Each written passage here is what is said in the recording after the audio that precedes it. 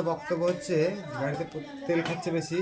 তো দেখি গাড়িতে তো কোনো সেন্সারে কোনো এরর দেখাচ্ছে না। তো যেগুলো আমার প্রাথমিক চিকিৎসা করা দরকার সেগুলো করছি।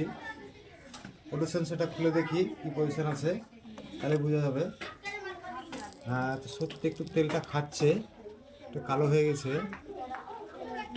তো সেন্সারটা তো এমনি কোনো ফল্ট দেখাচ্ছে না, তো এটাকে পরিষ্কার করে লাগাবো, আশা করছি ঠিক হয়ে যাবে। WD-40 দিয়ে এটা পরিষ্কার করে নিচ্ছি ভালো করে। ময়লা করেছে, এই ময়লার জন্যই সেন্সারে পরিপূর্ণভাবে কাজ করছে না বলেই তেলটা বেশি খাচ্ছে গাড়িটায়। পরিষ্কার হয়ে গেছে,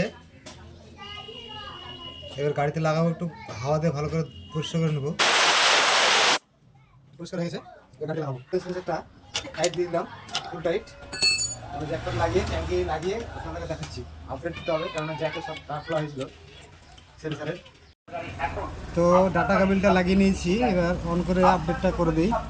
কেননা অটো সেন্সারের জ্যাক খুলেছিলাম, তো এরর যদি ধরে নেয় তার জন্যে,